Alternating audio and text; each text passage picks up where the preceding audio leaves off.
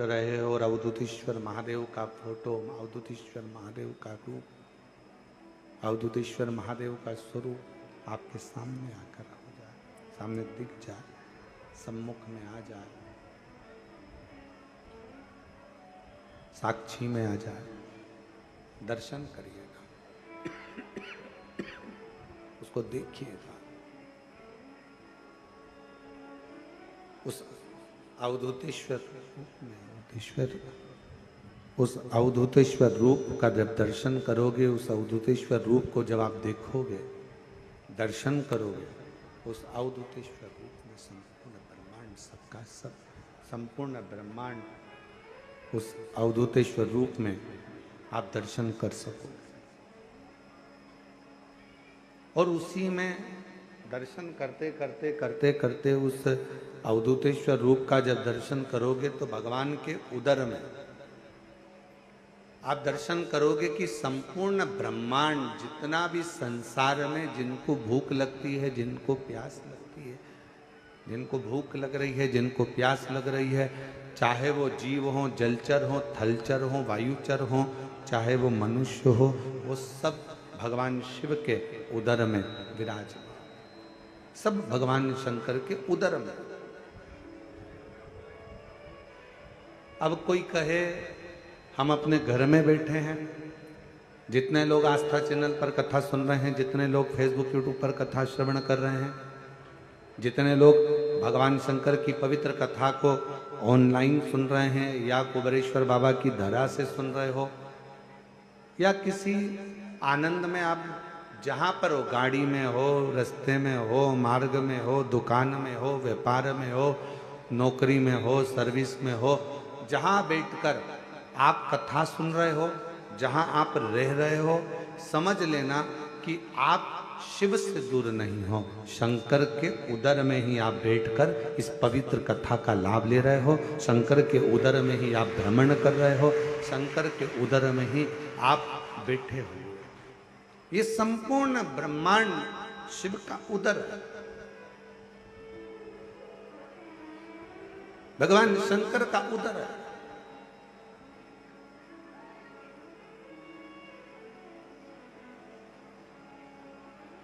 दरवाजे पे भले आपने लिख दिया कमला निवास,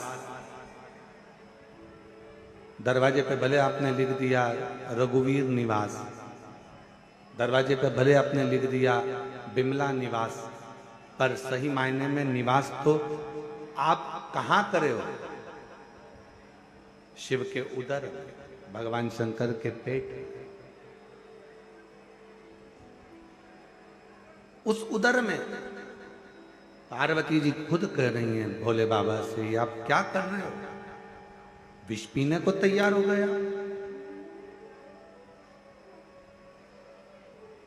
जरा विचार करो, अगर विष को पियोगे और वो विष पिया हुआ पेट में जाएगा, और जैसे ही पेट में जाएगा, जितने भी संसार के लोग हैं ये तो एक क्षण में विष पीते ही मर जाएंगे। एक क्षण नहीं लगेगा और उनके प्राण छूट जाएंगे।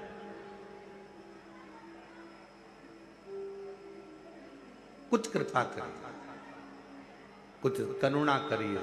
और फिर निवेदन है, तेरी कृपा का क्या है भरोसा, कब किस पर हो जाए, जरा सी हम पर करो, जरा सी तेरी कृपा का क्या है भरोसा, कब किस पर हो जाए, जरा सी हम पर कर दो, जरा सी हम पर कर दो। ये उसकी उदारता है, उसकी करुणा है, उसकी कृपा है, उसकी दया है।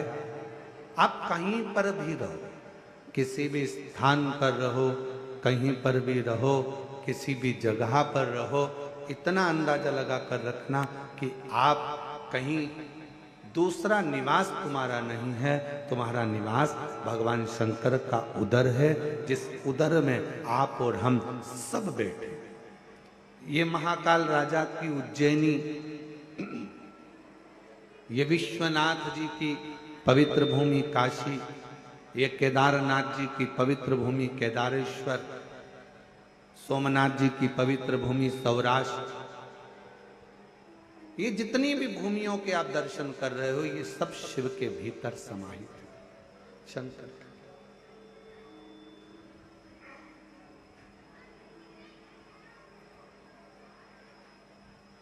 किसी दुकान में जाकर बैठोगे ना तो वहां लिखा रहता है आप कैमरे की निगाह में हो, पर सही मायने में तो यह है कि जब आपका जन्म हुआ, माता के गर्भ में जब से पड़े हुए थे, माता के गर्भ में जब से आए थे, उस दिन से प्राण छोड़ोगे तब तक, प्राण छूटेगा तब तक आप कैमरे की निगाह में हो कि नहीं पता नहीं, पर मेरे शंकर की निगाह में तो आप बने ही, मेरे शिव की निगाह में आप, मेरे भगवान देवादिदेव महादेव की निगाह में आप बने हो।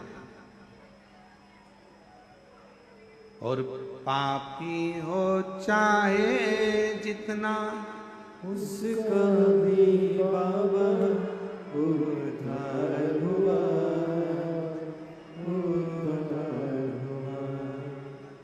जिस पर भी हो गई तेरी करुणा कृपा, भवर पार हुआ, भवर पार हुआ। तेरी कृपा का क्या है भरोसा, कब किस पर हो जाए जरा सी हम पर कर दो, जरा सी हम पर कर दो। तेरी कृपा का क्या है भरोसा, कब किस पर हो जाए जरा सी हम पर कर दो, जरा सी हम पर कर दो। आप शिव से एक क्षण भी दूर नहीं, आप भगवान शंकर से एक पल भी दूर नहीं।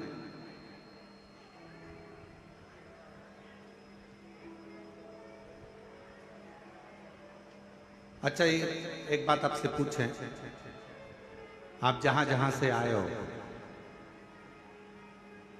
वैसे तो आप शिव जी के द्वार से शिव जी के द्वार तक ही आए हो। अपना घर क्या है? शंकर का मंदिर, शिवालय। और यहां पर कहां आए हो? शंकर के द्वार। हम आपसे एक बात पूछें, तुम्हारे पिताजी के नाम पर तुम्हारे पिताजी की कितनी पूंजी है, तुम्हारे पिताजी के पास कितना धन है, तुम्हारे माँ के नाम कितना धन है, कितनी प्रॉपर्टी है, ये सब, और तुम्हारे दादा के नाम, तुम्हारे परदादा के नाम कितनी प्रॉपर्टी है, ये देखने के लिए अगर तुम्हारे पास में कुछ भी नहीं है तो तुम्हें तहसील जाना पड़ेगा।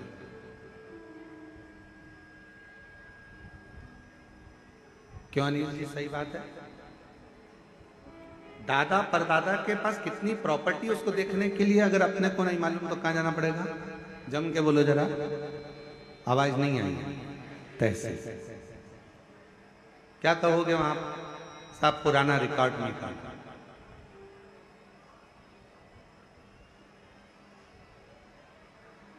और पुराना रिकॉर्ड निकाला, और पुराने रिकॉर्ड में तुमने देखा कि बताओ, मुझे तो मालूम ही नहीं था कि उस गांव में भी मेरे दादाजी की प्रॉपर्टी, मुझे तो मालूम ही नहीं था। वो घर भी हमारे दादा के दादा के दादा के नाम।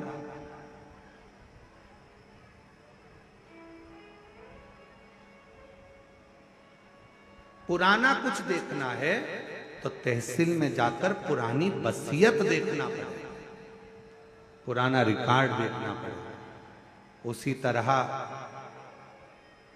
आपका क्या क्या है, इसको जानने के लिए तहसील जाना पड़ेगा, पुराना रिकॉर्ड देखना पड़ेगा। उसी तरह शंकर भगवान से आपका पुराना संबंध कितना है, इसको देखने के लिए एक बार पुराण के पास, शिव पुराण के पास जाना पड़ेगा, शंकर के द्वार जाना पड़ेगा। शिव के एलईडियां नहीं चल रही हैं क्या? क्यों? चालू करो ना उस एलईडियों में।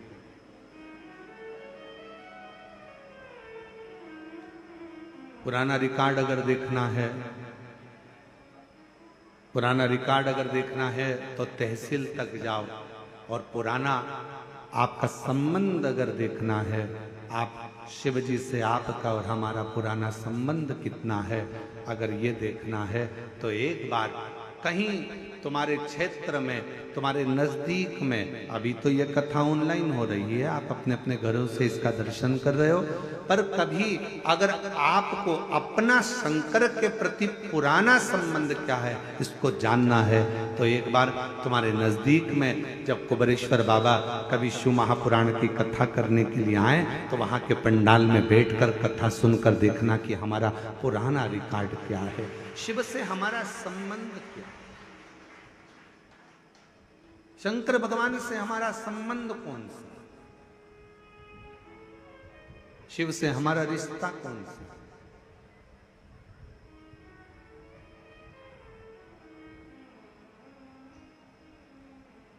हम भगवान शंकर को अपना कैसे बना सकते हैं, हम शिव के कैसे बन सकते हैं, हम शंकर को कैसे भज सकते हैं। शिव महापुराण पुराना रिकॉर्ड है। जितनी भी संसार की मूर्तियों का आप दर्शन करते हो, ये सब, जितनी भी मूर्तियों का आप दर्शन कर रहे हो, ये सब त्रेता द्वापर कलयुग की एक स्वरूप का दर्शन कर रहे हो। पर शंकर भगवान का शिवलिंग, शंकर भगवान की शिवपिंडी का अगर दर्शन करते हो किसी मंदिर में, तो समझ लेना कि ये ना तो त्रेता का है, ना ये द्वापर का है, ना ये कलयुग का है। शिवलिंग का अगर दर्शन कर रहे हो तो ये मान लेना कि ये सतयुग से, आज से नहीं, ना जाने कितने कितने युगों से निरंतर शिव ऐसा ही, शिव यही स्वरूप में था।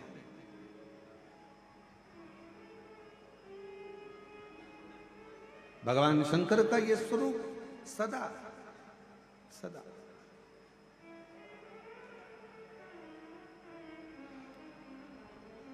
ये स्वरूप कभी बदलता ही नहीं।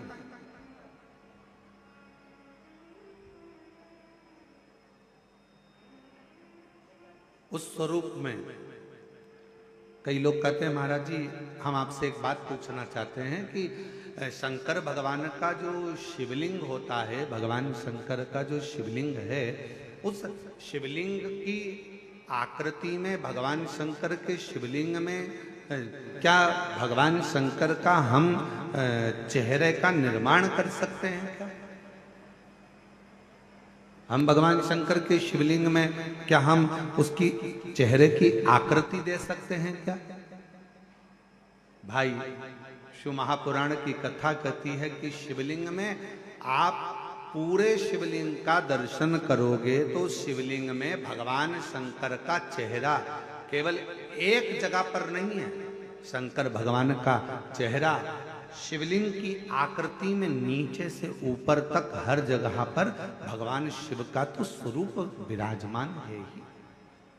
भगवान शंकर का चेहरा तो विराजमान है, भगवान शिव तो विराजित। प्रत्येक स्थान पर।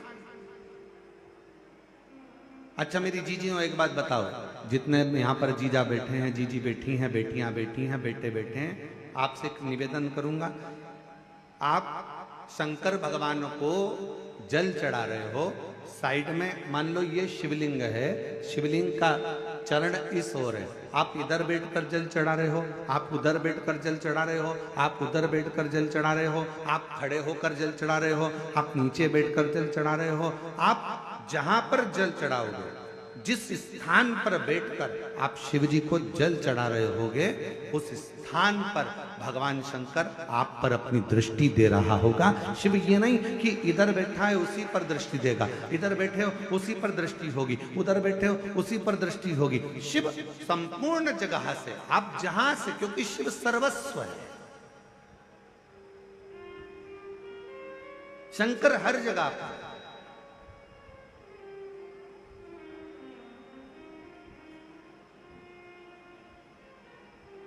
जल में वही, थल में वही, अंबर में वही समाया है। जल में वही, थल में वही, अंबर में वही समाया है। जहाँ देखो जहाँ जाओ वहीं शिव की ही तो माया है। तुम जहाँ जाओ, जिस स्थान पर जाओ, जिस जगह पर जाओ, शंकर हर जगह पर समाहित है, संपूर्ण जगत में। कल कथा सुन रहे थे शिव बेटी, शिव महापुराण के चरित्र में सावित्री की कथा सुन रहे थे, जिसकी उम्र 4 साल की, मात्र 4 वर्ष की आयु है उस सावित्री की। छिपरा जी के तट पर मां के साथ में दर्शन करने जा रही थी। शरीर में एक रोग लग गया था, जिस रोग के कारण वो बेहोश होकर जमीन पर पड़ी हुई थी, भूमि पर पड़ी है।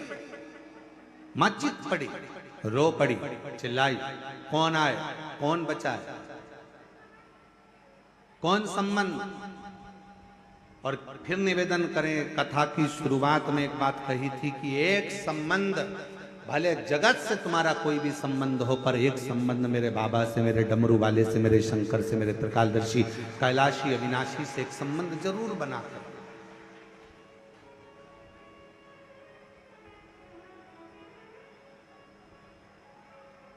वो संबंध भगवान शिव से बना कर रखिए।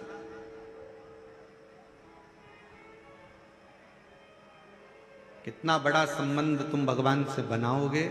कितना सुंदर कहा है शिव महापुराण के लिए कि कई लोगों ने विचार करा कि सारे पुराणों में सर्वश्रेष्ठ पुराण अर्थात सारी पुराणों को, जैसे आप विष्णु पुराण वर्णन कर लो, आप नर्मदा पुराण वर्णन कर लो, लिंग पुराण वर्णन कर लो, कूर्म पुराण कह लो, नारद पुराण कह लो, श्रीमद् भागवत पुराण कह लो, तुम जितनी भी पुराणे हैं सारी पुराणों का वर्णन सुनेंगे। सारी पुराणों के सामने लिखा हुआ है, ये विष्णु पुराण है, ये अग्नि पुराण है, ये ब्रह्म विवर्त पुराण है, ये ब्रह्मा जी का है, ये इनका है, सारी पुराणों का, ये कूर्म पुराण है, ये नारद पुराण है, सारी पुराणों का वर्णन मिलेगा। पर सारी पुराणों में भी जिसको महासंबोधन से संबोधित किया गया है, सारी पुराणों में भी जिसको श्रेष्ठता का संबोधन दिया गया है, उसमें एक पुराण को वर्णित किया गया, शिव महा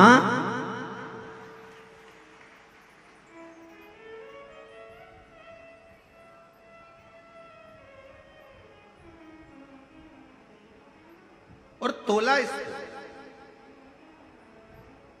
जब लोगों के मन में भाव आया तो उन्होंने जैसे सोचा कि तोल कर देखें इनमें दोनों में सब में श्रेष्ठ क्या है। सारी पुराणों में सर्व आखिर रखा जाए, सब कुछ रखा। एक पलड़े में सोना चांदी हीरा पन्ना माणिक मोती रतन आभूषण दुनिया का सारा सुख एक पलड़े में रख दिया, और दूसरे पलड़े में शिव महापुराण का सुंदर आनंद रख दिया, और सारे साधन रह गए हल्के।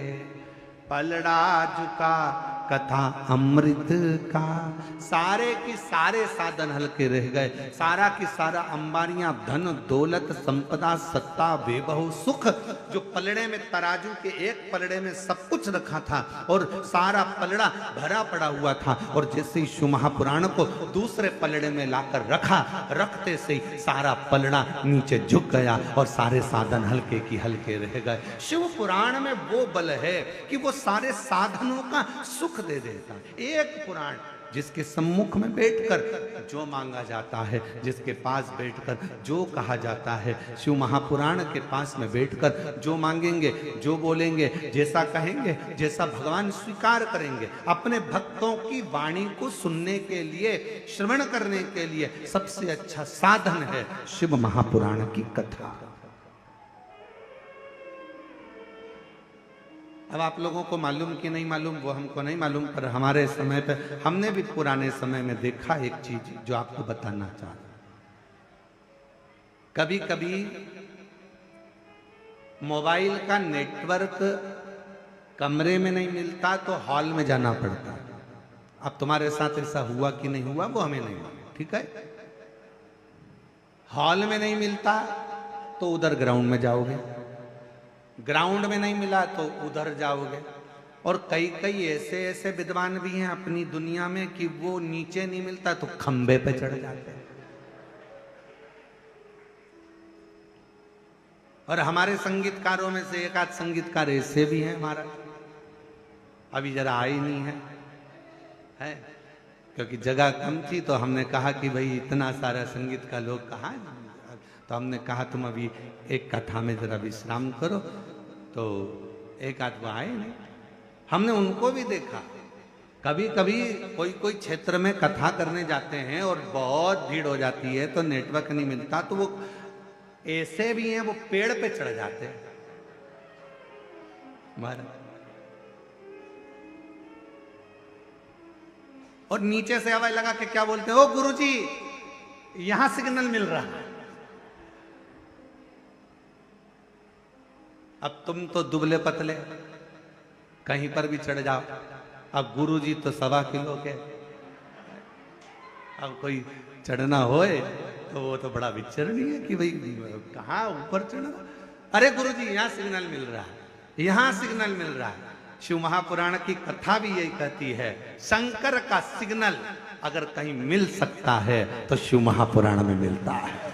वो शिव का सिग्नल, शंकर का सिग्नल। अरे अरे भैया अपन लोगों से कह सकते हैं दुख है, तकलीफ है, कष्ट है, बीमारी है, कोई बहुत बड़ी व्याधा आकर खड़ी हो गई है, एक बार शिव पुराण की ओर जाओ, वहां सिग्नल मिलेगा। और सिग्नल मिला तो समझ लो कि मोबाइल चालू हो गया, मैसेज जाना प्रारंभ हो गए। शंकर की कथा में जब हम जाकर बैठते हैं, हमारे सिग्नल हमारे शंकर से मिलना प्रारंभ होते हैं और हमारे मैसेज, हमारी बात शिव तक जाना प्रारंभ हो जाती है, तो वहां से भी जवाब आना प्रारंभ हो जाता। एक पत्र अच्छा है, देखिए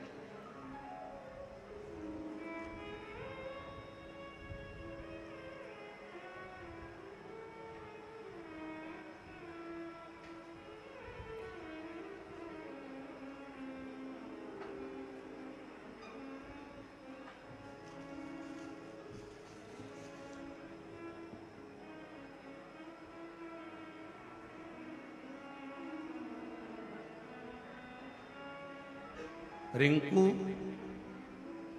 तलवारे, पति योगेश तलवारे, घर मनावर, जिला धार,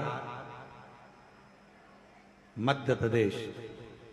आप ही हैं, आ जाओ, एक बेलपत्र ले जाना, उधर से घूम के इधर, यहाँ से आ जाएंगे, यहाँ से जगह है निकलने, यहाँ तो आ जाओ इधर से। रिंकू तलवारे, योगेश तलवारे, मनावर, जिला धार, राज्य मध्य प्रदेश। मोबाइल नंबर ये है। मैं बाबा जी शिव जी का क्या गुणगान करूं, कुबरेश्वर धाम का क्या वर्णन करूं। मेरे भैया मुझसे बात नहीं करते थे 2020 से, फिर 2023 में पता चला कि मेरे भैया को कैंसर हो गया और वो सेकंड स्टेज का। 2023 सुनते से ही मन दुखा, इलाज चल रहा था, डॉक्टर ने कहा था पूरे शरीर में फैल चुका है, क्या करता। सुनते से ही मैं दौड़ी और मेरे भैया के लिए मैं कुबरेश्वर धाम आ गई। बाबा से विनती करी, बाबा भले मेरा भैया मुझसे बात नहीं करता, पर आज मैं तेरे धाम पर मेरे भाई के लिए आई। रुद्राक्ष लिया, प्रणाम करा, कंकर शंकर का पूजन करा। डॉक्टर ने तो भैया को कह दिया था कि ये ठीक नहीं होंगे, पर यहां से रुद्राक्ष ले गई, बाबा की बेलपत्र उठाकर ले गई, कंकर शंकर पूजन कर कर एक कंकर ले गई और बाबा का जल लेकर गई, चढ़ा हुआ।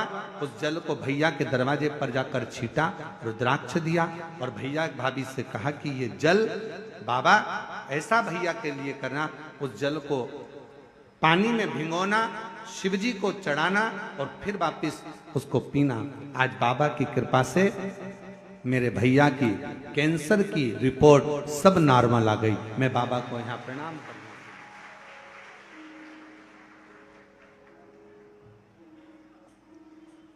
पापी हो चाहे जितना उसका भी बाबा उद्धार हुआ, उद्धार हुआ। जिस पर भी हो गई तेरी करुणा कृपा वो भव पार हुआ, भव पार हुआ। तेरी कृपा का क्या है भरोसा, कब किस पर हो जाए, जरा सी हम पर कर दो, जरा सी हम पर कर दो। अब दिल से उससे कहो, जहां तार ना जुड़े। कोई कई कई जगह कहे ना, अभी हमने कहा कि हमारे बच्चे कहे यहाँ पर सिग्नल मिल रहा है, कोई कहे वहां सिग्नल मिल रहा है। अगर सारी दुनिया से हार गए तो फिर एक जगह पर जाकर सिग्नल मिलाना। एक बार शिव महापुराण की कथा में पहुंचकर बाबा देवाधिदेव महादेव से अपने मन की बात कहकर कभी योग बन जाए तो उस कथा में आसन बिछाकर जमीन पर अपना आसन डालकर ये नहीं सोचना कि मैं वीआईपी कितनी हूं, मुझे कहां बैठना चाहिए, कहां रहना चाहिए। एक बार उस पवित्र प्रांगण में जहां बाबा की कथा हो रही हो, जहां बाबा कुबेर भंडारी का आनंदमय कथा कर तत्व ग्रहण करने को मिल जाए, वहीं पर रात्रि विश्राम कर कर बाबा से अपने दिल की बात कहकर अपने मन की बात जरूर कहना। ये निश्चित है मेरे बाबा से तुम्हारा सिग्नल जरूर मिलेगा और शिव आपकी बात को स्वीकार जरूर करेगा, शिव सुनेगा। अब ये कथा तो ऑनलाइन है, आस्था चैनल पर आप इस कथा को सुन रहे हो, फेसबुक यूट्यूब पर सुन रहे हो। ये कथा यहाँ पर 5 तारीख को विराम हो जाएगी। 8 तारीख से फिर कथा शिवगण भृंगी शिव महापुराण की कथा चाकरवाड़ी बीड़ महाराष्ट्र में प्रारंभ होगी। उस कथा का समय 1 बजे से 4 बजे तक रहेगा दोपहर में। सुनो, उसको धारण करो। एक स्थान पर जाकर देवता भी विचार करते हैं, सारे साधन रख दिए, सब कुछ रख दिया, सोना चांदी हीरा पन्ना आंबर पीतांबर सब कुछ रखा गया। और रखने के बाद दूसरे पलड़े पर शिव महापुराण का सार तत्व रख दिया, सारे साधन रह गए हल्के और पलड़ा झुका कथा अमृत का। सारे के सारे साधन हल्के रह गए। जैसे शिव महापुराण का भाग एक पलड़े पर रखा, वो सारा की सारा पलड़ा नीचे झुक गया। देवताओं ने कह दिया जीवन का सारा सुख अगर कहीं प्राप्त हो सकता है तो वो शिव महापुराण की शरणागति में प्राप्त हो सकता है। शिव की शरण, भगवान शंकर के चरणों में, भगवान शंकर के चरणारविंद में बैठकर जो दुनिया का सारा सुख आप मांगे। कहता है कई माताओं के मन में था, कई लोगों ने बहुत मैसेज करे आश्रम पर कि भाई दिल्ली में कथा कैंसिल हो गई, झारखंड में कथा कैंसिल हो गई, हमें तो कथा सुनना है। कुछ भी करो, धाम पर ऑनलाइन करो पर कथा करो जिससे हम लोग श्रवण कर सके। कई भक्त हैं जो बिना कथा के रह नहीं सकते, बिना कथा के उनको आनंद की अनुभूति नहीं होती। उनको ऐसा लगता है कि कोई हमारी पल्लू में कोई रुपया बंधा था, वो खसक गया, कहीं छूट गया। आप में भी कई लोग ऐसे हैं जिनके हृदय में शिव महापुराण के प्रति भाव है और वो कथा के बिना नहीं रह सकते। तब हमने कहा कि ये काम करो कि अब कथा अगर कैंसिल हुई है, लातूर की भी कैंसिल हुई है, तो उस कथा को ऑनलाइन, बाबा का धाम सबका धाम है, इसी धाम से सब भक्त इस कथा का ऑनलाइन श्रवण करें और अपने जीवन में उसको श्रवण। बोल बम का नारा है, आवाज नहीं आई, जरा दम से बोलो। बोल बम का नारा है, सारी समस्या का हल श्री शिवाय। उससे अपने हृदय की बात कहते हुए, अपने मन का भाव कहते हुए उससे अपना संबंध जोड़। सावित्री 4 वर्ष की बेटी रो रही है, थोड़ी अवस्था में चक्कर खाकर नीचे गिरी, बेहोशी का समय। माँ चीख पड़ी, आवाज लगाया, बेटी को चीख कर आवाज लगा कर पुकारा, सावित्री सावित्री सावित्री, आवाज लगाया, पुकारा। और जैसे ही आवाज लगाया, जैसे ही पुकारा, आवाज दिया, बेटी को पुकारने लगी। वो पुकार सुनकर सब आसपास के लोग खड़े हो गए। देखा क्या करा जाए।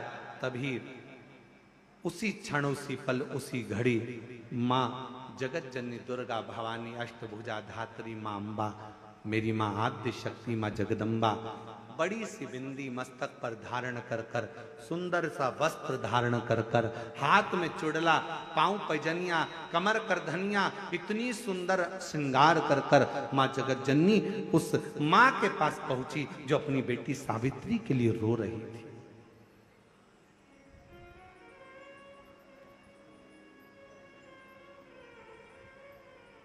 अपनी बेटी सावित्री के लिए जो रो रही है।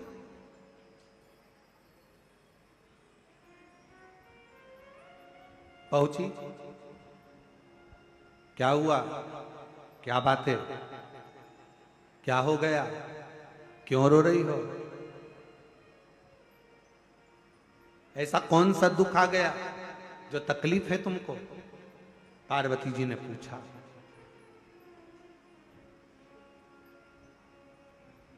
तीन, शिवजी की करुणा का गुणगान करने के लिए तीन, जब आप तकलीफ में होते हो तो तीन, शंकर को जल चढ़ाने वाला, एक लोटा जल चढ़ाने वाले के पास तीन को भगवान शिव अवश्य भेजते हैं।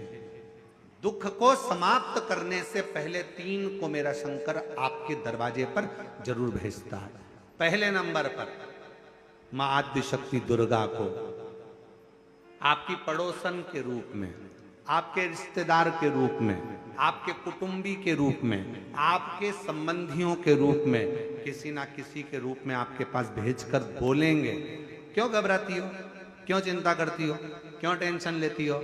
मैंने सुना है कथा में बाबा ने ये बताया था, एक काम कर, एक बेलपत्र, एक दुर्वा लेकर जा, बताएगी, आएगी, बैठेगी, सुंदर, उस दिन उसका चेहरा देखोगे आप तो आपको लगेगा ये मेरी पड़ोसन नहीं हो सकती। उसका चेहरा देखोगे तो आपको लगेगा ये मेरी देवरानी नहीं, ये मेरी जेठानी नहीं, ये मेरी ननंद नहीं, ये मेरा रिश्तेदार नहीं। आज इसका चेहरा कुछ और बोल रहा होगा। जब होगी तब कोई तुम्हारे कहेगा, धीरे से, सामने नहीं आएगा तो सुंदर स्वरूप धारण कर कर स्वप्न में आकर कहेगा। ऐसा लगेगा कोई तुम्हें जगा कर कह रहा है कि तू घबराना मती, तू ये कर लेना, समझ लेना मेरे बाबा ने अपनी अर्धांगिनी पार्वती को तुम्हारे पास भेज दिया,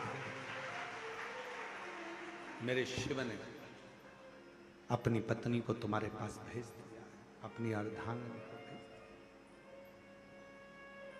दिया। दूसरे नंबर पर मेरे भोले बाबा, मेरे शंकर, मेरे त्रिकालदर्शी, मेरे करुणा सागर, मेरे शंकर दूसरे नंबर पर अपने गण भृंगी को भेज देते। अभी जो आप कथा चाकरवाड़ी बीड़ में श्रवण करेंगे ना, वहां पर 1 बजे से 4 बजे तक, उसमें कथा में आप सुनेंगे भृंगी क्या क्या करता है। शिवजी के गण श्रृंगी और भृंगी का कर्म क्या?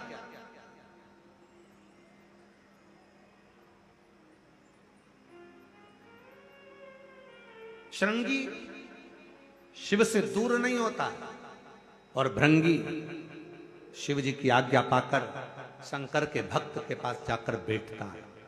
शिव जी अपने दूसरे पात्र को भेजते हैं भृंगी को। जब आप चाकरवाड़ी बीड़ में 8 तारीख से 14 जून तक, 8 जून से 14 जून तक कथा सुनेंगे 1 बजे से 4 बजे तक, तो उसमें भृंगी के चरित्र का स्मरण करेंगे। भृंगी दूसरे नंबर पर जाता है। उसका काम क्या है? भृंगी का कर्म क्या है? तो कहा भृंगी कभी भी सामने अपने प्रतिबिंब से नहीं आता, किसी का स्वरूप धर कर नहीं आता। भृंगी आपके हृदय में आकर भीतर से बोलने का प्रयास करता है। ये काम गलत हो रहा है, इसको रोक ले, तेरा मन से अंदर से बोलने का प्रयास करेगा, एक काम कर, तू वहां चले जा, ऐसा हो सकता है, तू ऐसा कर ले, तू वैसा कर ले, वो बताने का प्रयास करेगा, वो आपको ले जाने का प्रयास करेगा, उस तक ले जाने का प्रयास करेगा कि ये कर्म कर, ये कर्म कर। ब्रह्म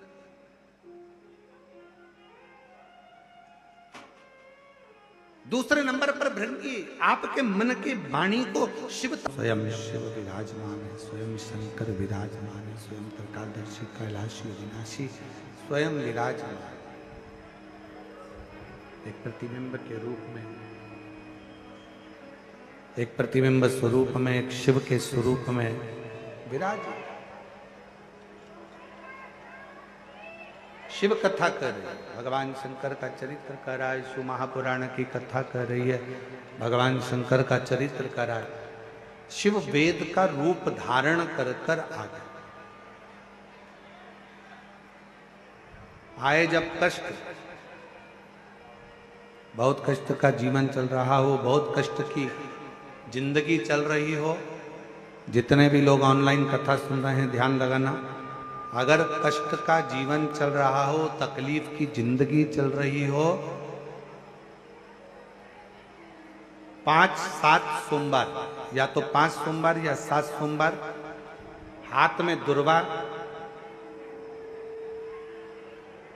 मान लो ये तुमने दुर्वा ले ली, हाथ में दुर्वा, एक बेलपत्र, और उसी हाथ में अपने घर का भरा हुआ 1 लोटा जल, पहले रखना है दुर्वा, फिर रखना है बेलपत्र, उसके बाद में हाथ में 1 लोटा जल, और दोनों हाथों का स्पर्श करते हुए जो अपना पूजन का कक्ष होता है घर के अंदर का, उस पूजन कक्ष की साक्षी में खड़े होकर अपने कुल देवता, पितृ देवता और अन्य देवताओं का स्मरण करते हुए, बाबा बहुत दुखी हूँ, बहुत तकलीफ में हूँ, बहुत कष्ट में हूँ, मेरा परिवार आज दुख तकलीफ में है, मेरा परिवार आज कष्ट में है, दुख में है, कष्ट में है। बाबा को अपने मन का भाव कहते हुए, हृदय से प्रार्थना करते हुए अपने घर के मंदिर से निकलकर फिर उस जल को लेकर शिवालय तक जाओ और दक्षिण की ओर खड़े होकर उत्तर की ओर मुख कर कर जल समर्पित करो। बेलपत्र और दुर्वा दोनों को अशोक सुंदरी वाली जगह पर चढ़ा दीजिए। अशोक सुंदरी की जगह तो सबको मालूम है ना। अशोक सुंदरी वाली जगह पर उस बेलपत्र और दुर्वा को समर्पित कर दो।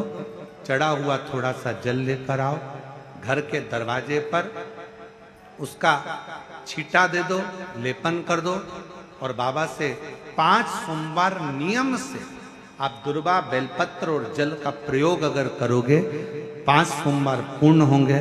जो तुम्हारा दुख है वो समाप्त जरूर होगा। शिव करुणा जरूर, शिव कृपा जरूर। बस इसमें 3 चीजों का स्मरण रखिएगा, 3 चीजों का ध्यान। पकड़ रहा गला, आवाज खुल नहीं पा रही, थोड़ा आवाज खोलिए और मिठास दीजिए। शिव पुराण कर रही है, इसमें 3 चीजों का स्मरण करिए। पहले नंबर पर दुर्वा, दूसरे नंबर पर बेलपत्र और तीसरे नंबर पर जब जल चढ़ाकर वापिस आओ तो अपने घर में प्रवेश के पहले देहली पर, चौखट पर भगवान शंकर के अपने घर के द्वार पर शिव का नाम लेकर जल का सिंचन। उसका फल कितना है? एक पत्र अच्छा है।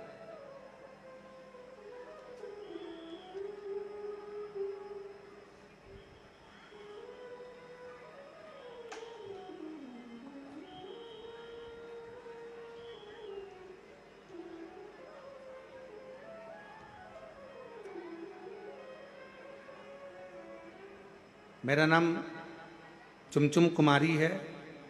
मैं बिहार के भोजपुर जिला से आई हूँ।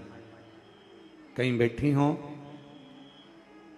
और अगर वो कथा के पंडाल में हो, आई हो, तो वो पीछे वाले रास्ते से घूमकर इधर से पीछे वाले रास्ते से आ सकती हैं, एक बेलपत्र ले सकती हैं। गला नहीं सही हो रहा भाई, ना प्रेशर आ रहा है ना उसमें मिठास आ रहा है। मेरा नाम चुमचुम कुमारी है, बिहार के भोजपुर जिला से आई हूँ। एक लोटा जल और एक बेलपत्र का मैं क्या वर्णन करूं गुरुदेव। मैं एक विधवा नारी हूं, मेरा एक बेटा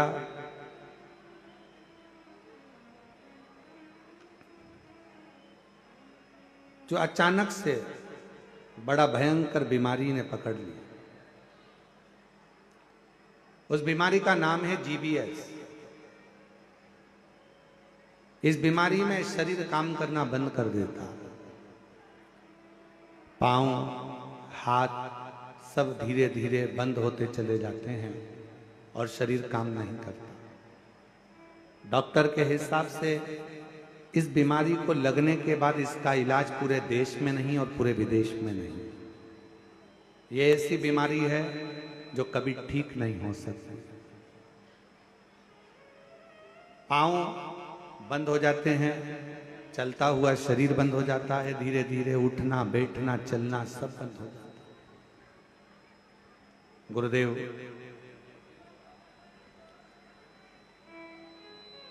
तभी मेरे बेटे ने मुझको, जो मेरा बेटा है वो भोपाल में ही पढ़ता है, उसने यहाँ पर बंसल हॉस्पिटल में दिखाया और भी जगह पर इलाज करवाया, पर कोई आराम नहीं लगा।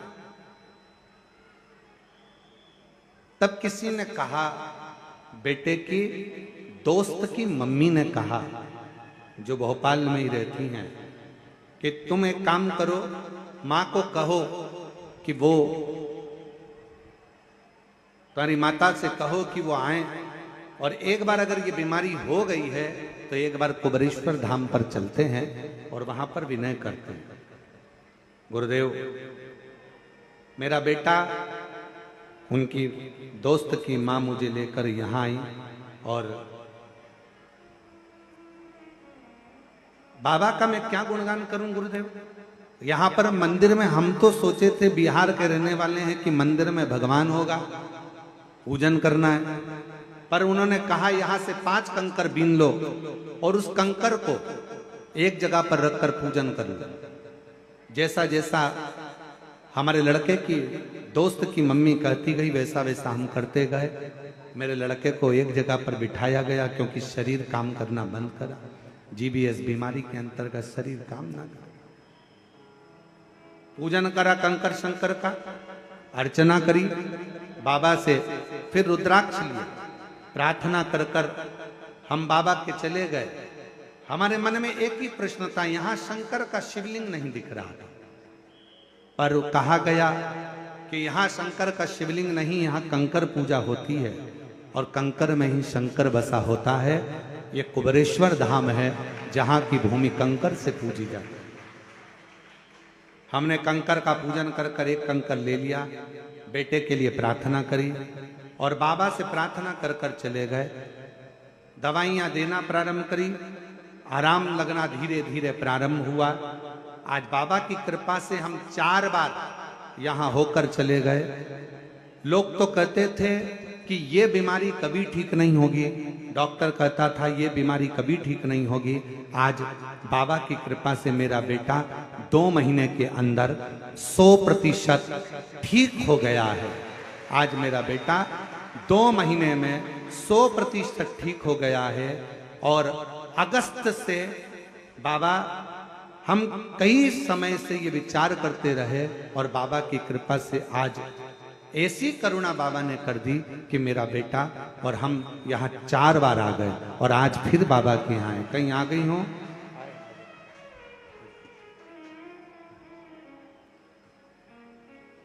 और तेरी कृपा का कब किस पर हो जाए, जरा सी हम पर कर दो, जरा सी हम पर कर दो। पर भी होगी तेरी करुणा कृपा, भव पार हुआ, भव पार हुआ।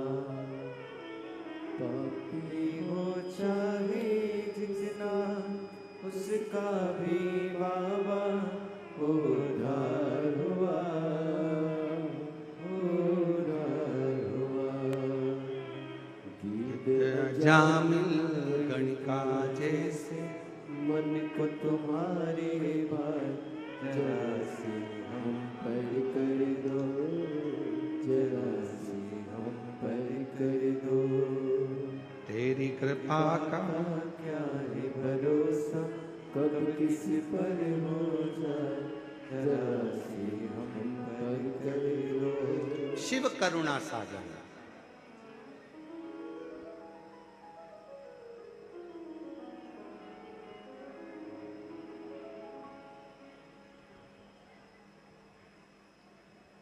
सारे तीर्थ दुनिया के लोग कहें, हम बद्रीश गए, हम केदार गए, हम उज्जैनी गए, हम काशी गए।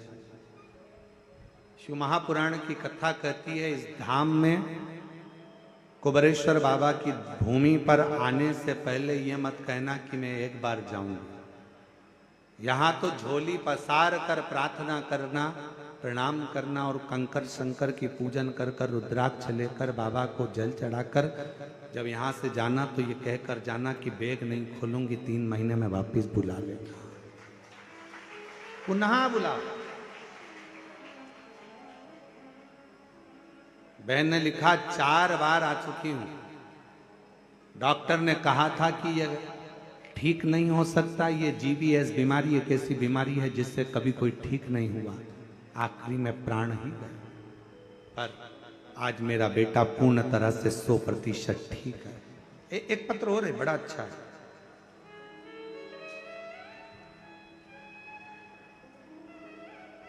मैं बबीता पति श्याम बेधड़क गोस्वामी, पता आर्यनगर शिवगंज धीमर वाली शुकोहाबाद रोड एटा उत्तर प्रदेश। मेरा मोबाइल नंबर ये है। एक लोटा जल और पशुपति नाथ का क्या वर्णन करूं गुरुजी। मेरी भाभी 1 साल से हमारे साथ में रहती और उनके बेटी का जन्म डिलीवरी होने के समय उनको अपने ही सिटी हॉस्पिटल में लेकर गए तो डॉक्टरों ने ब्लड की कमी बताई, तो हमने उनको ब्लड चढ़वा दिया। ब्लड चढ़ाने के बाद उनकी तबीयत कुछ समय के बाद खराब हो गई। डॉक्टर ने ब्लड का बोला था, हमने ब्लड चढ़वाया और ब्लड चढ़ाने के बाद तबीयत खराब हो गई। जैसे ही तबीयत खराब हुई तो हमको दूसरे हॉस्पिटल में रेफर कर दिया गया। दूसरे हॉस्पिटल में, पत्र को आप लोग LED पर आस्था चैनल पर पढ़ सकते हो, रेफर कर दिया, जिससे वहां जांच होने पर पता चला कि जो ब्लड चढ़ा था वो गड़बड़ हो गया था, उसके कारणवश उनको HIV की बीमारी हो गई। HIV पॉजिटिव की बीमारी आ गई। जब दवाई निकली नहीं, डॉक्टरों ने उनको फिर आगरा में रेफर कर दिया। हम उनको आगरा लेकर गए। डॉक्टरों ने जांच कर कर कहा कि इनको तो HIV पॉजिटिव है और ये बीमारी का इलाज आज तक नहीं मिला है।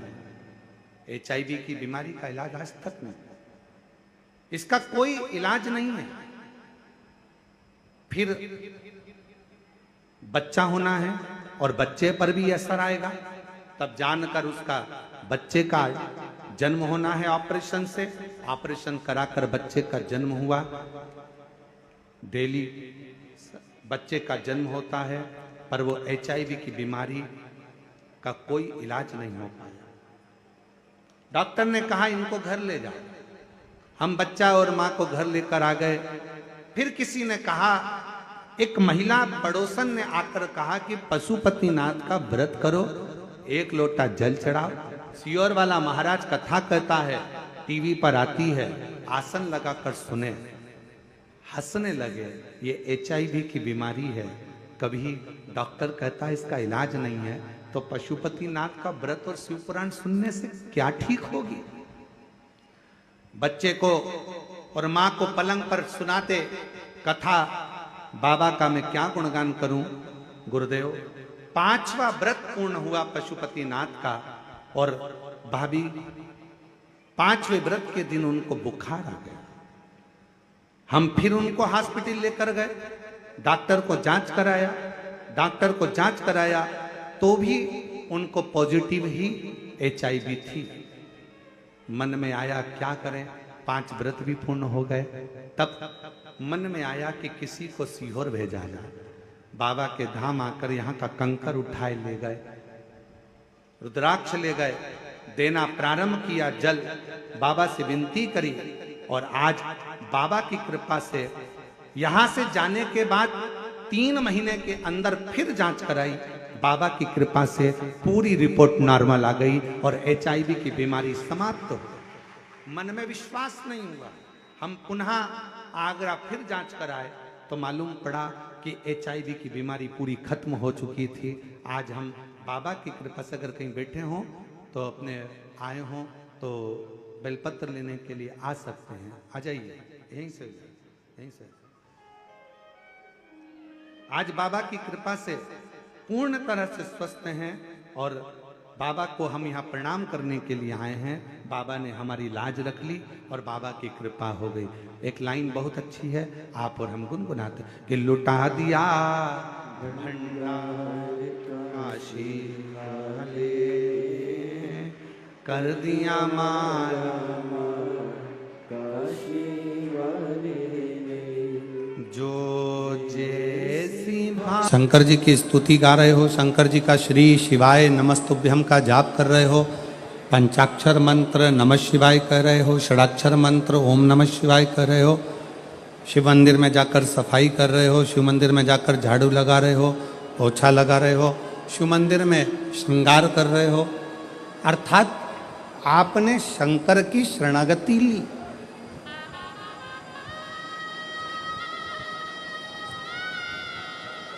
ये शिव महापुराण की कथा आप लाखों की संख्या में चाहे टीवी पर सुन रहे हो, मोबाइल पर सुन रहे हो, चाहे शाहदा की इस पुण्यमय आनंदमय भूमि पर श्रवण कर रहे हो, ये शरणागति ही तो है।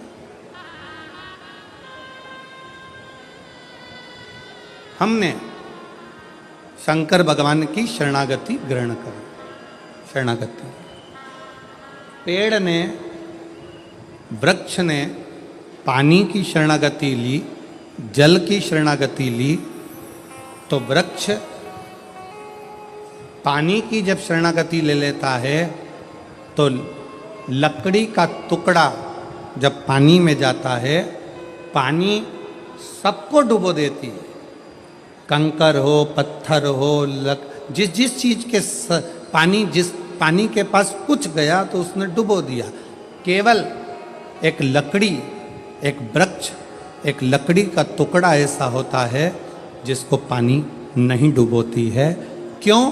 क्योंकि पानी कहती है इसने मेरी शरणागति, जब ये छोटा सा था तब से लेकर मैंने इसको बड़ा कर दिया और ये मेरी शरणागति लेता रहा, मेरे जल से ये आगे बढ़ता रहा, इसलिए मैं इसको डुबोऊंगी नहीं। उसी तरह जब हम शंकर की शरणागति ले लेते हैं तो शंकर हमें डुबोता नहीं, हमें डुबोएगा नहीं।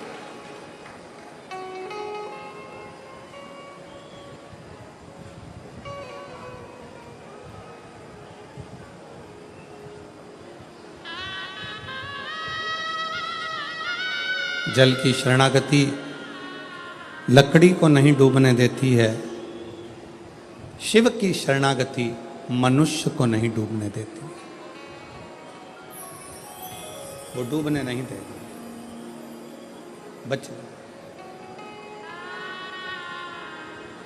और पकड़ लो हाथ त्रिपुरारी, नहीं तो डूब जाए।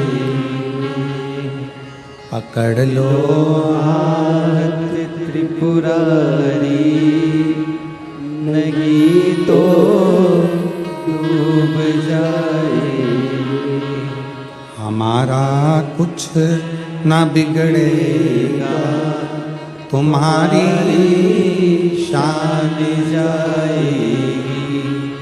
हमारा कुछ न बिगड़ेगा, तुम्हारी शान जाए। पकड़ लो हाथ त्रिपुरारी, नहीं तो डूब जाए। शिव की शरणागति, भगवान शंकर की शरणागति डूबने नहीं देती। अब डूबोगे नहीं।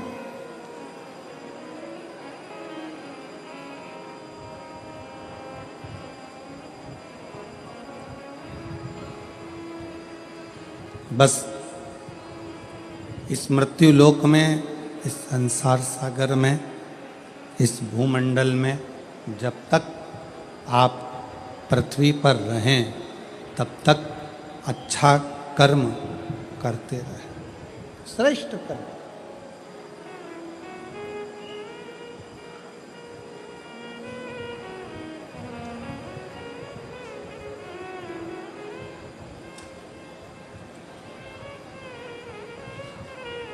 देखिए, पुण्य करने के लिए सोचना पड़ता, पुण्य करने के लिए थोड़ा विचार करना पड़ता, पुण्य करने के लिए थोड़ा सोचना पड़ता, पर पाप करने के लिए सोचना नहीं पड़ता।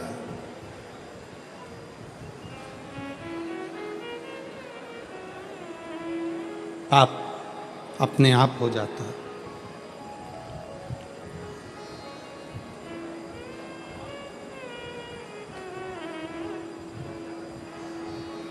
भूखे को भोजन कराना है तो थोड़ा सोचना पड़ेगा, विचार करना पड़ेगा कि भोजन कराऊं कि ना कराऊं।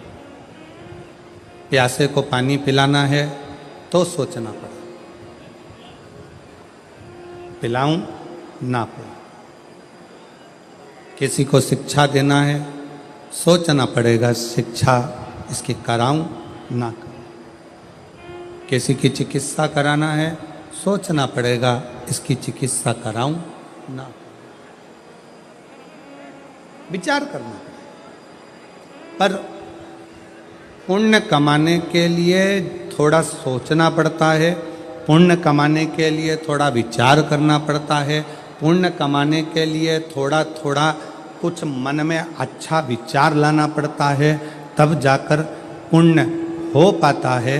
पर पाप करने के लिए कोई विचार नहीं करना पड़ता, पाप करने के लिए कुछ सोचना भी नहीं पड़ता, पाप अपने आप हो जाता है, अपने आप। कथा सुनने के लिए आए हो, कथा श्रवण करने के लिए आए हो, घर से चले थे ये विचार कर कर चले थे कि मुझे कथा सुनना है, आज कथा का चौथा दिन है, शिवरात्रि का दिन है, मैं कथा सुनूंगा, सुनूंगी।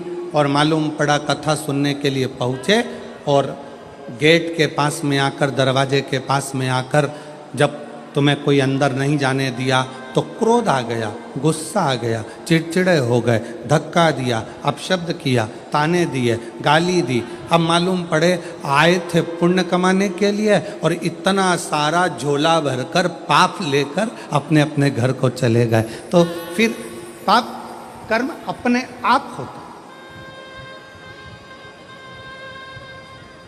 पाप के लिए सोचा नहीं जाता।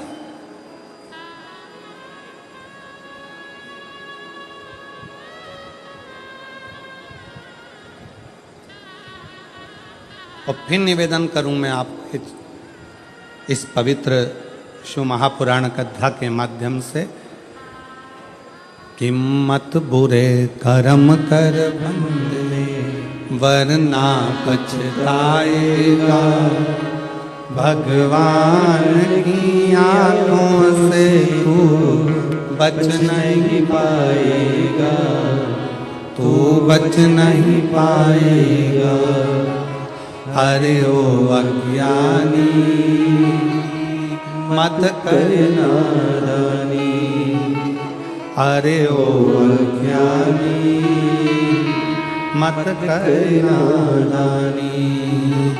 तेरे कर्म का फल भी तू ही पाएगा, जैसा किया तूने तेरे आगे आएगा। मत बुरे कर्म कर बंदे वरना पछताएगा, भगवान की आंखों से तू बच नहीं पाएगा, तू बच नहीं पाएगा। थोड़ा सा कर्म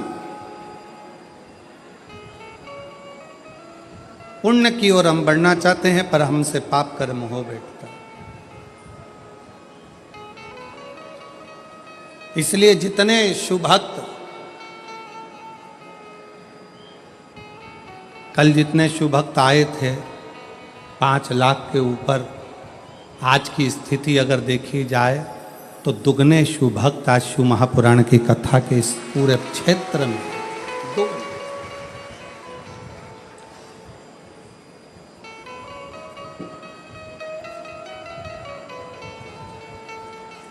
आप आए हो पुण्य को एकत्रित करने के लिए। ना जाने वो तो शाहदा वालों का कौन सा पुण्य था जो श्री विधायक राजेश दादा पांडवी जी ने इस पवित्र शिव महापुराण की कथा को शाहदा में करा लिया। ये शाहदा वालों का पुण्य होगा, इस क्षेत्र वालों का पुण्य होगा। कौन सा पुण्य? श्रेष्ठता।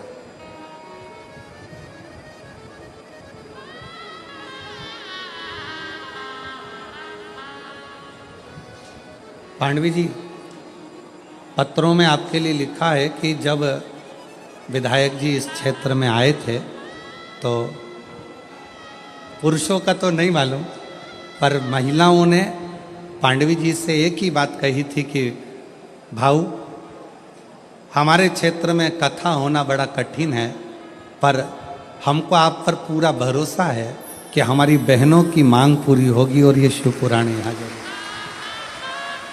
मैं आपको साधुवाद देता हूँ पांडवी जी, बहुत बहुत साधुवाद।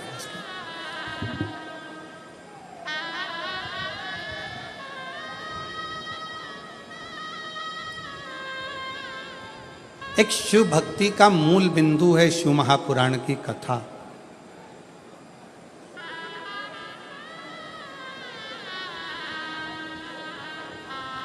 वो कहते हैं ना, भागवत में ढूंढा तुझे, रामायण में पाया, भागवत में ढूंढा तुझे, रामायण में पाया तुझे। शिव पुराण के पन्नों में, शिव पुराण के पन्नों पे महादेव का ठिकाना है। शिव पुराण के पन्नों पे महादेव का ठिकाना है। उसको ढूंढा, जगत में ढूंढा, जगत में।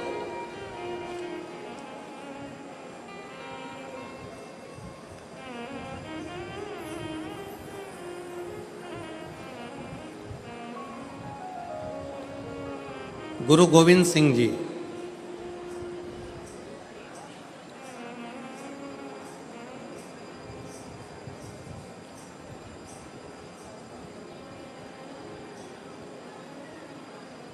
जिनसे पूछा गया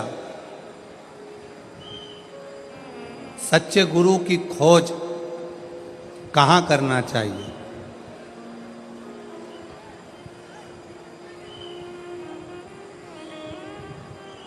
गुरु गोविंद सिंह जी से पूछा गया ईश्वर की खोज कहाँ करना चाहिए, सच्चे गुरु की खोज कहाँ करना चाहिए, तो गुरु गोविंद सिंह जी ने कहा, अगर सच्चे ईश्वर की खोज करना है, सच्चे गुरु की खोज करना है, तो गुरु ग्रंथ साहिब को, गुरुवाणी को श्रवण करना प्रारंभ कर दो।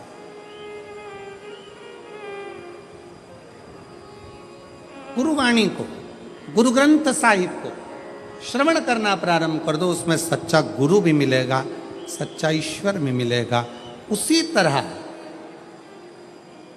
गुरु गोविंद सिंह जी ने जैसे कहा कि अपने शास्त्रों का अध्ययन करोगे, पढ़ोगे, वेदों को, शास्त्रों को, पुराणों का जब अध्ययन करोगे तो वो ईश्वर भी मिलेगा और कोई सच्चा गुरु भी मिलेगा।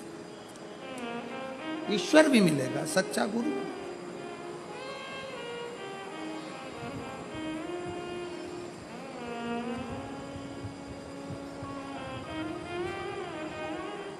भागवत जी किस किस ने सुनी है? हाथ उठाओ जल्दी से। जिन्होंने श्रीमद् भागवत सुनी है वो लोग हाथ उठाएं। सबने सुनी है? रख लो।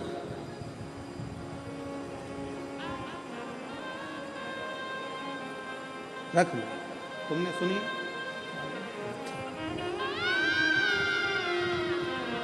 सब सुने।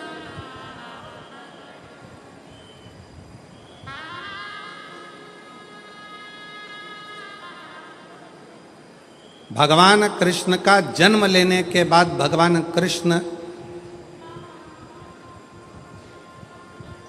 जब तक 14 साल के नहीं हो गए तब तक मां देवकी को कारागार से छुड़ाने के लिए नहीं गए।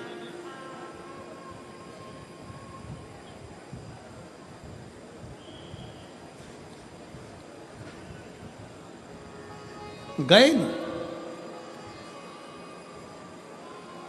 कितने वर्ष के हो गए थे भगवान कृष्ण? जम के बोलो जरा। 14 वर्ष।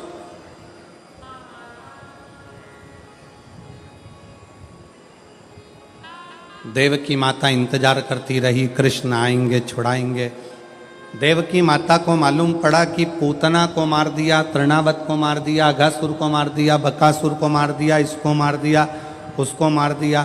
कृष्ण आएंगे, छुड़ाएंगे, कृष्ण आएंगे, छुड़ाएंगे। बचपन में गोदी में पूतना का जो संहार कर देते हैं, तृणावत को जो बाल्यावस्था में ही मार देते हैं, वो चाहते तो पहले, सबसे पहले जाकर माता देवकी को कारागार से छुड़ा देते। छुड़ाया क्या? 1 साल के हो गए, 6 महीने के हो गए, 4 महीने के हो गए, 8 साल के हो गए, 5 साल के हो गए, छुड़ाने गए क्या माता देवकी को? जम के बोलो जरा। नहीं। देवकी माँ इंतजार करती रही, कृष्ण आएंगे, मुझे छुड़ाएंगे। श्रीमद् भागवत का संवाद है ये, बड़ा सुंदर संवाद। इंतजार करती है, आएंगे, छुड़ाएंगे, आएंगे, छुड़ाएंगे। यहाँ पर सूरत में जिन्होंने बहुत भव्य और विशाल शिव पुराण की कथा कराई, ऐसे पाटिल परिवार यहाँ दोनों भाई बैठे होंगे। कहाँ बैठे होंगे? अच्छा, उधर बैठे। जब ये दोनों भाई ने एक बात हमसे, हम जब इनके निज निवास पर ठहरे हुए थे तो इन्होंने एक पूछा था कि गुरुजी, ऐसा क्या योग संजोग बना कि ये शिव महापुराण की कथा हमारे सूरत में, सिरपुर में चल रही थी और यहाँ आकर पक्की हो गई और सूरत में कथा हो गई। तो हमने इन पाटिल परिवार से एक ही बात कही कि इसको कराने वाले आप और हम नहीं हैं, ये पूर्व से उस परमात्मा के खाते में लिखा हुआ था, तारीख भी वही लिखता है और देता भी वही। मैं धन्यवाद दूंगा।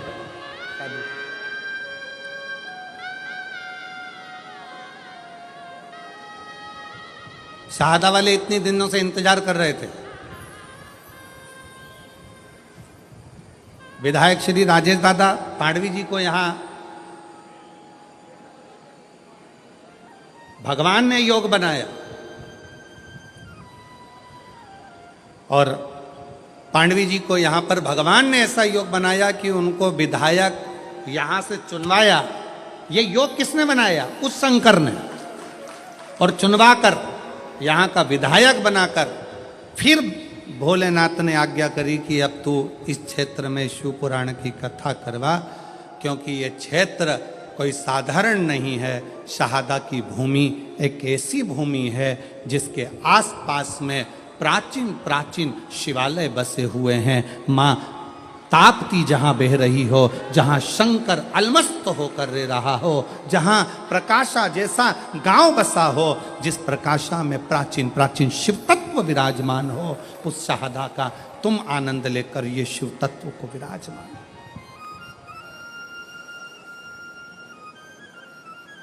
जहाँ का देवी मंदिर हो, गणेश मंदिर हो, प्राचीनता की एक शाखा है।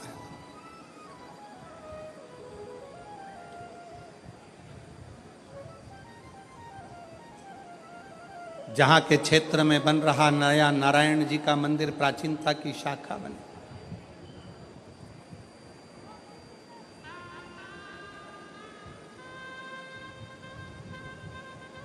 कई लोग कहते हैं गुरुजी आप आना, हम आप लोगों से क्या कहें कि बाकी के दिनों में अगर कथा होती है तो पीछे के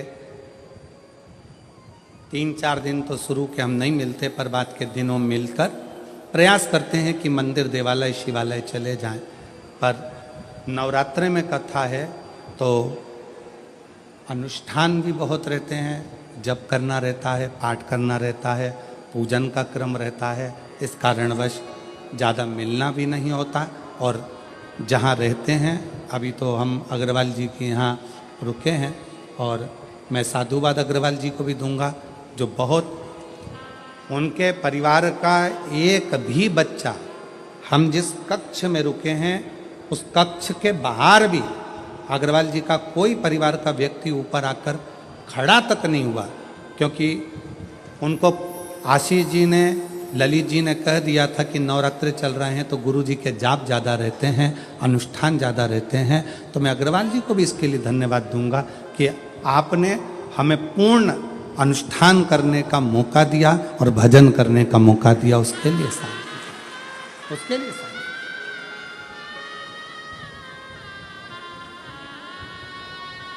कल कथा में आपको कहा था कि उम्र 40 की हो जाए और कमर 40 की हो जाए तो भोजन की मात्रा कम कर कर भजन की मात्रा को बढ़ा लो।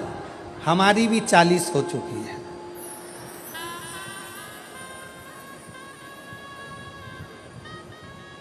इसलिए भजन की मात्रा बढ़ाना जरूरी है। केवल कहने से तुम्हारे लिए नहीं, अपने लिए भी अमल किया जाए।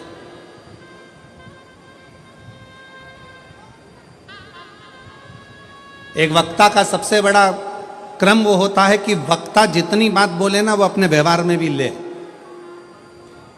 अब वक्ता कह दे कि झूठ मत बोलो और खुद झूठ बोले, वक्ता कह दे कि ऐसा करो और वो वैसा करे, वक्ता कह दे ऐसा करो वैसा, तो खुद के ऊपर भी अमल होना चाहिए।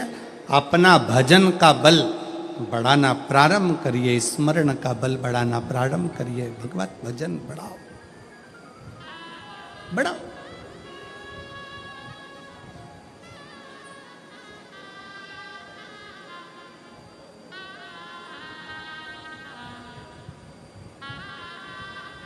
मेरे भगवान कृष्ण नहीं गए, 3 साल के हो गए, 4 साल के हो गए, 5 साल के हो गए। देवकी मैया इंतजार कर रही है, कृष्ण आएंगे छुड़ाएंगे, कृष्ण आएंगे छुड़ाएंगे, नहीं गए।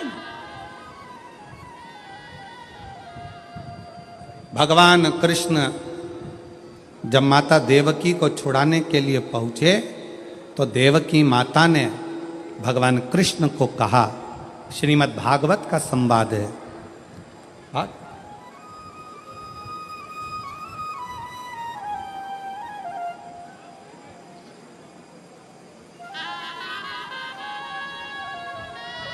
श्रीमद् भागवत में 7 करोड़ 39 लाख शब्द हैं। 7 करोड़ 39 लाख शब्द में से ये जो शब्द हैं श्रीमद् भागवत के, वो शब्द हमारे जीवन को एक अलग से बल देते हैं। अलग से बल देता।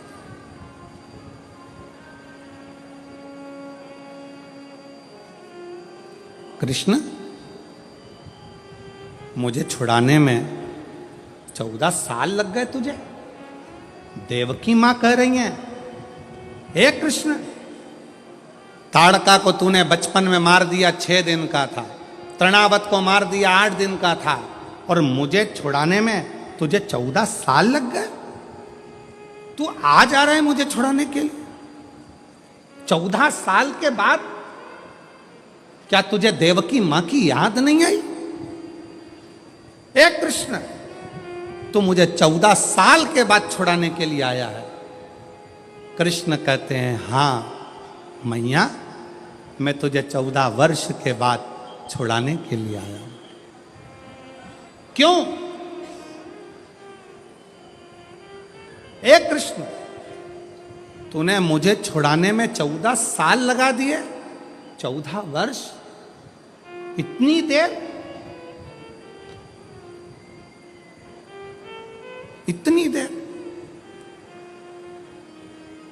कन्हैया ने कहा, मैया, इसमें मेरा कोई दोष नहीं। कन्हैया बोले देवकी माता से, इसमें मेरा कोई दोष नहीं है मैया, इसमें दोष है तेरा। मैया, तू पूर्व जन्म में कैकई थी और तूने मुझे 14 साल के लिए वन भेजा था, इसलिए 14 साल तुझे यहां रहना पड़ा। ये दोष मेरा नहीं है। श्रीमद् भागवत कहती है, ये दोष कन्हैया कहते हैं देवकी मैया से, ये मेरा नहीं है, ये मैया तेरा दोष है। 14 साल तूने मुझे वन भेजा था, इसलिए तू भी 14 साल मुझसे मिलने के लिए तरसती है। कन्हैया, एक बात बता, मुझे छुड़ाने में तुझे 14 साल लग गए और 14 साल तू यशोदा की गोद में खेलता रहा। 14 साल तू यशोदा की गोद में बैठकर भोजन करता रहा। 14 साल तू यशोदा के आंगन में डोलता रहा। वो यशोदा कौन है? कृष्ण कहते हैं, मैया, वो मेरी पूर्व जन्म की कौशल्या माँ है, जो 14 साल मेरे इंतजार में रोती रही है। 14 साल मेरे इंतजार में रोई है मेरी कौशल्या मैया। जब 14 साल मेरे लिए तड़फी है, तो मैंने भी रीत बनाई कि जो मेरे लिए 14 साल तड़फा है, उसको 14 साल का सुख इस जन्म में दूंगा। और जो मुझे 14 साल के लिए वन भेज दिया है, तो उसको 14 साल फिर तड़पना पड़ेगा। इसमें दोष किसी का नहीं है। मत बुरे कर्म कर बंदे, वरना पछताएगा। भगवान की आँखों से तू बच नहीं पाएगा, तू बच नहीं पाएगा। अरे ओ अज्ञानी, मत कर नादानी। अरे ओ अज्ञानी, मत कर नादानी। तेरे कर्म का फल भी तू ही पाएगा, जैसा किया तूने तेरे आगे आएगा। मत बुरे कर्म कर बंदे, वरना पछताएगा। भगवान की आँखों से तू बच नहीं पाएगा, तू बच नहीं पाएगा। भगवान कृष्ण कह रहे हैं, इसमें मेरा दोष नहीं है, दोष तुम्हारा है। सावधान शहादा वालों, जितने आस्था चैनल पर कथा सुन रहे हो, जितने फेसबुक यूट्यूब पर सुन रहे हो, और जितने इस पंडाल में बैठकर कथा सुन रहे हो, दूसरे पर दोष मत देना। अपने मुख से कभी मत कहना कि मेरे पड़ोसी ने मेरे ऊपर टोना कर दिया, तंत्र विद्या कर दी, मंत्र विद्या कर दी। अगर ऐसे तंत्र मंत्र करने वाले होते तो बड़े बड़े फैक्ट्रियों को दीन नीचे गिरा देते, बड़े बड़े ऑफिसरों को उठा के पटक देते। कोई तुम्हारे पर न तंत्र करने वाला है, न कोई तुम पर मंत्र करने वाला है। अपना कर्म ही अपने सामने आकर खड़ा होता है, जिस कर्म के बल पर हमको भोगना पड़ता है। अपना एक सास कह देती है अपनी भाषा में, ना जाने मेरी बहू मायके गई थी और मायके से ना जाने ऐसा क्या करा के लाई कि मेरे छोरा को उसने अपने काबू में ले लिया। नहीं, अगर विद्या कराने वाली बहू होती ना तो तेरे छोरे से भी अच्छे छोरे और थे, उनको काबू में कर लेते। अरे बोलो तोरी जीजियों सही है कि गलत है? क्यों किसी की बहू को गलत इल्जाम लगाना? ये अपने मायके गई थी, मायके से कुछ करा के लाई है, ये अपने पियर गई थी, पियर से कुछ करा के लाई है, ये वहां गई थी, वहां से कुछ करा के लाई है। नहीं, बहू में इतनी सामर्थ्यता नहीं है कि वो अपने पियर से कुछ करा के लाए, और पियर वालों में भी इतनी सामर्थ्यता नहीं कि वो किसी से अपनी लड़की के लिए तंत्र मंत्र करवाएं। ये आपकी बुद्धि में ना जाने किस किस ने भाटा भर दिया, इसलिए तुम्हारी सोच बिगड़ गई।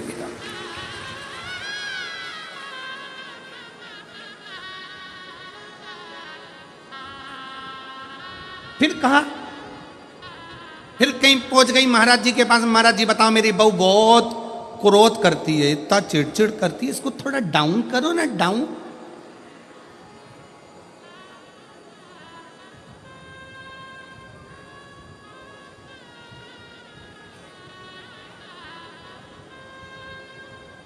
थोड़ा डाउन करो ना। महाराज जी ने कहा तेरी बहू को लेके आना। बहू पहुंच गई, आधी कमरिया पे साड़ी, सादा की बहुओं की बारी। अब बोल तो जरा। अब बहू ने जाके जैसे ही प्रणाम करा, दंडवत करा, साष्टांग करा, महाराज जी से बहुत अच्छे से बात करी। बात कर कर बहू चली गई। सास फिर आई, महाराज जी देखा मेरी बहू को? इतने में महाराज जी बोले कितनी संस्कारित है। इतने में तुरंत सास ने कहा तुम पे भी कर दी विद्या, तुम पे भी, तुम भी नहीं बचे।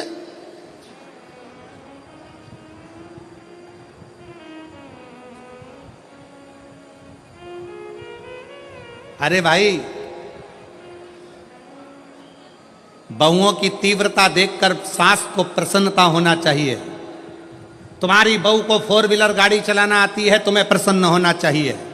तुम्हारी बहू को 2 व्हीलर गाड़ी चलाना आती है, तुम्हें प्रसन्नता होना चाहिए।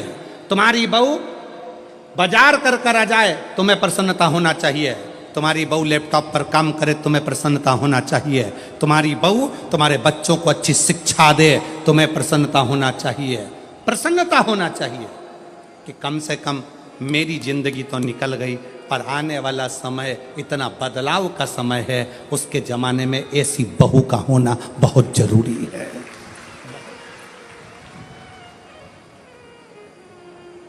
आपसे भी कहेंगे, जितने आस्था चैनल पर कथा सुन रहे हैं, जितने फेसबुक पर कथा सुन रहे हैं, जितने यूट्यूब पर सुन रहे हैं और जितने शहादा की भूमि पर कथा सुन रहे हैं, अपनी बेटी को परी मत बनाना, अपनी बेटी को तितली मत बनाना, अपनी बेटी को मधुमक्खी बनाना कि उड़े भी और डंक मारकर मुंह सुझा भी दे।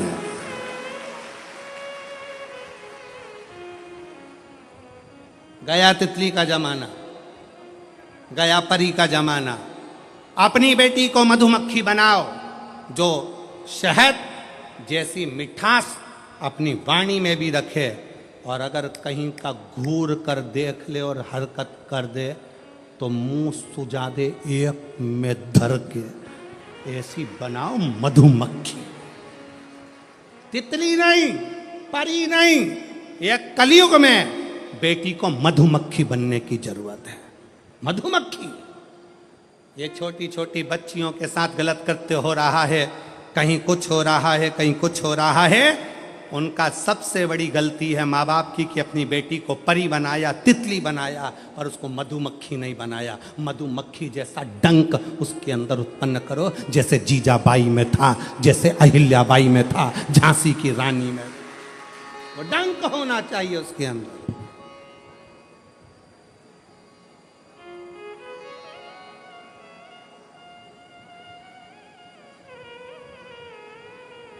जागरूक हो। बहुएं आगे बढ़कर काम करे तो प्रसन्न हो। बहू को 4 व्हीलर आए प्रसन्न हो, बहू को 2 व्हीलर आए प्रसन्न हो। क्यों? बेटा दुकान पर होगा, बेटा सर्विस में होगा, और सास को एकदम सीने में दर्द हो गया, कौन लेकर जाएगा? तुरंत बहू, मम्मी चिंता मत करना, मैं बैठी हूं। इतने में सास सोचेगी तेरे चक्कर में तो अटैक आया, अब तेरे चक्कर में मैं बैठी हूं, तुम चिंता मत करो, और तुम्हें जल्दी जाने नहीं दूंगी। जैसे सावित्री अपने सत्यवान को ले आई थी, कलयुग की बहू अगर प्रबल है तो अपनी सास को हॉस्पिटल से फिर घर लेकर आ जाती है। उसकी चतुरता। जितने तो पति बात नहीं करते डॉक्टर से, उतनी बहुएं बात कर लेती है। डॉक्टर साहब हमारी मम्मी को क्या हो गया? सिर पे पल्लू वल्लू लेके खड़ी हो जाएगी हॉस्पिटल में। क्या है? सिस्टर सिस्टर बॉटल खत्म हो रही है, जल्दी उतारो, इधर आओ, अभी खत्म तो होने दो मैडम, अभी खत्म। अरे मैडम गई चूल्हा में, चल उतार, इधर आ। हॉस्पिटल में पर्चा बनवाने गई तो वहां पहुंच गई पर्चे में, ये 3 टेबलेट का तुमने बिल ज्यादा जोड़ लिया, और पति वहीं बाजू में खड़ा उसका मुंह देख रहा, तुझे कैसे मालूम? वो बोली मैंने मोबाइल में सर्च करा था, इतने की थी और ये इतने में लगा रहा है। कम करता है कि मोबाइल है, अभी बनाऊं वीडियो इतने। जी जी मैं हाथ जोड़ता तेरे। पति उसको देखकर आश्चर्य में पड़ गया और घर आकर बोला अगर तू नहीं होती तो मेरी अम्मा घर नहीं आती, सीधे शमशान चली जाती।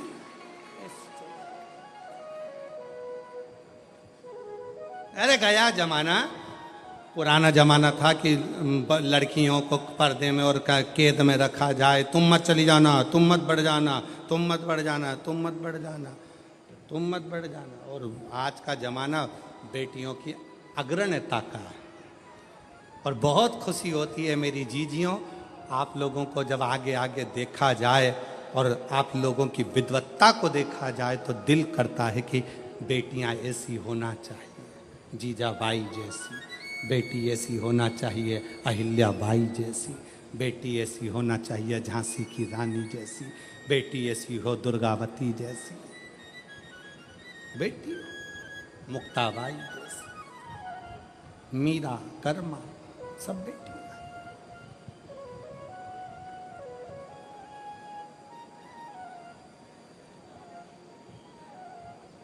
अगली बार कथा करने आऊंगा तो कथा में एक भी सास नहीं आएगी, एक भी नहीं।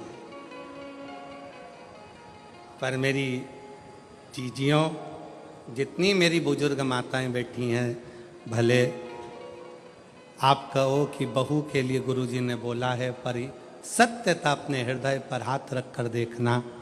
आपका जीवन तो निकल गया, पर आने वाली जो पीढ़ी है ना, आने वाला जो समय है ना, इतना विचित्र समय है कि उसको साधना बहुत कठिन है। ये जितने क्राइम हो रहे हैं, जितने क्राइम भारत में हो रहे हैं, इस क्राइम को प्रशासन कभी नहीं रोक सकता, इस क्राइम को सरकार कभी नहीं रोक सकती। दबाव बनाएगी, डराएगी, पर क्राइम नहीं रोक सकती। क्राइम को रोकना आपकी और हमारी जवाबदारी है। जब हम अपने बच्चों को अच्छा संस्कार देंगे, अपने बच्चों को बचपन में ही हाथ में गीता पकड़ा देंगे, तो वो बच्चा अदालत में गीता पर हाथ नहीं रखेगा।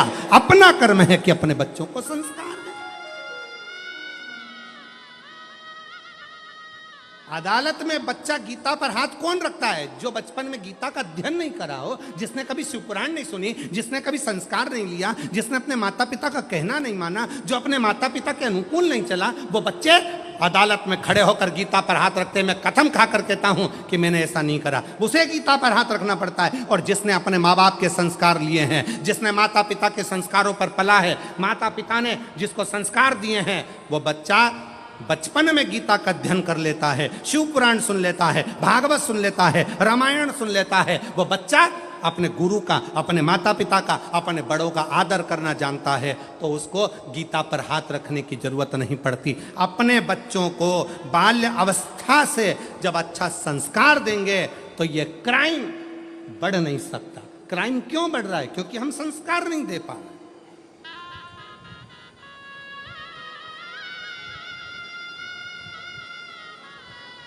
हम बच्चों को कार तो दे दिए पर संस्कार नहीं दे पाए, संस्कार से वंचित, संस्कारों से परे। और मेरी जितनी जीजियां बैठी हैं, एक निवेदन आपसे करूं।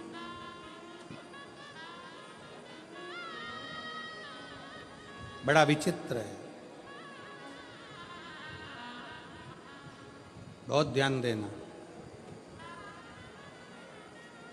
सास कितना भी पक्षपात करे, सास कितना भी अपशब्द कहे, सास कितना भी ताना दे, सास कितनी भी गाली दे, एक अच्छे पिता की बेटी का सबसे बड़ा लक्षण होता है कि वो अपनी सास की बातों का ध्यान ना करे और कितनी भी गाली दे तो भी उसकी सेवा में कोई कमी ना रखी जाए, उसकी सेवा निरंतर।